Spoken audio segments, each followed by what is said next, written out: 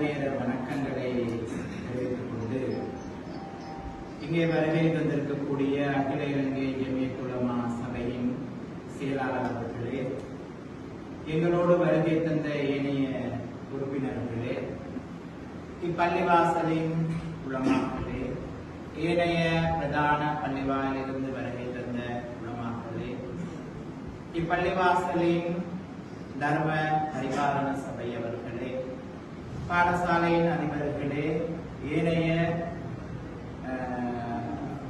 நண்பர்களே, அன்பு நிறைந்த பாடசாலையின் மாணவ செல்வங்களே, உங்கள் அனைவருக்கும் அன்பார்ந்த பகல் நேர வணக்கங்களை முதலாவதாக தெரிவித்துக் கொண்டு, இந்த கிராமத்திலே அனைவரும் ஒன்றிணைந்து தன்னுடைய மார்க்க வழிபாடுகளை செய்வதற்கு மிக அழகாக ஒரு புண்ணிய ஸ்தலத்தை கட்டி கொடுத்த ஜமியத்துல் உலமா சபைக்கும், ஒரு ரூபாயிலாவது உதவி செய்த அனைத்து நல்லுள்ளங்களுக்கும், இதை கட்டி எழுப்புவதற்கு தன்னுடைய சிரமத்தின் ஊடாக பல வேலைகளை இந்த பள்ளிவாசலுக்காக செய்த ஏனைய அனைத்து புண்ணியவான்களுக்கும் இறைவனுடைய ஆசீர்வாதம் நிச்சயமாக கிடைக்க வேண்டும்.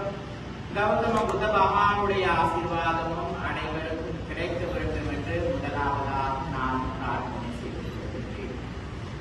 இலங்கையை பொறுத்தவரைக்கும் எங்களுடைய சமூக சேவை நாடுகூடாக நாங்கள் பயணிக்கும் காலகட்டத்திலே கிழக்கு மாகாணம் காத்தாங்குடி வர இருந்த போது எங்களுடைய நீண்ட நாள் நண்பர் அகில இலங்கை ஜமியத்துல் உலமாவின் செயலாளர் எங்களோடு கூறியது, தேரர் அவர்களே, எங்களோடு வாருங்கள் போவோம், வரும்போது ஒரு நிகழ்ச்சி இருக்கின்றது, போய் வருவோம் என்று நான் மிகுந்த சந்தோஷம் அடைந்தேன். காரணம், போனாலும் அங்கே உள்ளவர்கள் சந்தோஷப்படுவார்கள், எங்களுடைய ராமத்தில் வந்திருக்கிறார்கள்.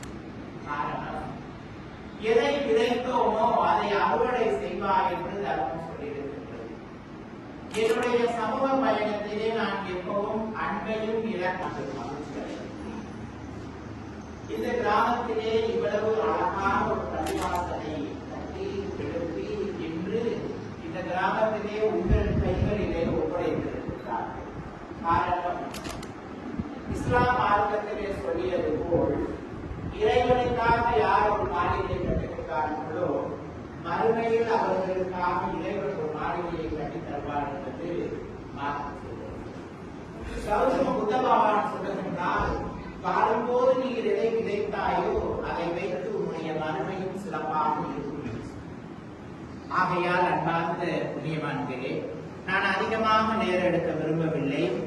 இந்த நேரத்திலே நிச்சயமாக இதற்காக உதவி செய்த அனைவருக்கும் இந்த நேரத்திலே நன்றி சொல்லி, இந்த நாட்டிலே வாழுகின்ற இஸ்லாமியர்கள் மத்தியிலே ராகுல தேரர் மீது பெரும் அன்பும் மரியாதை வைத்திருக்கின்றார்கள். காரணம், எங்களுடைய அகில இலங்கை ஜமியத்துல் உலமாவின் செயலாளர்கள் கூறியது கூட, இந்த நாட்டிலே முதலாவதாக ஜனாசா எரிப்பு சம்பந்தமாக பேச ஆரம்பித்ததில் இருந்து இன்று வரை இந்த நாட்டிலே இஸ்லாமியர்களுக்காக எங்கேயோ ஒரு இடத்தில் பிரச்சனை வரும்போது இந்த நாட்டில் ஒரு பௌத்த துறவியாக அன்பாகவும் அறிவுபூர்வமாகவும் நாங்கள் பேசியிருக்கிறோம், செய்யப்பட்டிருக்கிறோம்.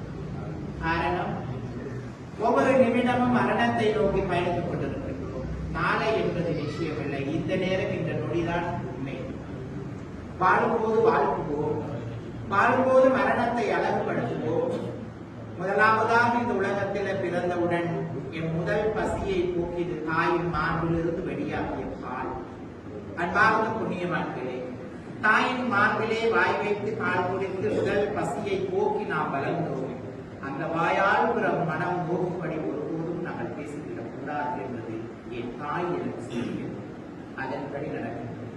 இந்த நேரத்திலே வாய்ப்பு எடுத்த அகில இலங்கை ஜமியத்துல் உலமாவின் செயலாளர் நண்பர் காசிம் மௌலவி அவர்களே, ஏனைய எம்மோடு பயணித்த உறவுகளே, இப்பாடசாலை இப்பள்ளிவாசலில் உலமாக்களே, இங்கே வருகை தந்திருக்கக்கூடிய அதிபர், ஆசிரியர்கள், மாணவர்கள், ஏனைய புண்ணியவான்கள், உங்கள் அனைவருக்கும் இந்த நேரத்திலே வாய்ப்பளித்ததற்காக மனமார்ந்த நன்றிகளை தெரிவித்துக் கொண்டு இந்த நேரத்திலே இருந்து உங்களிடமிருந்து விடைபெறுகின்றேன்.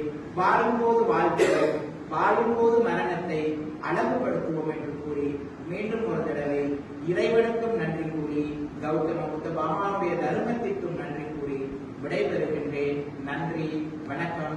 உங்கள் அனைவருக்கும் அஸ்ஸலாமு அலைக்கும்.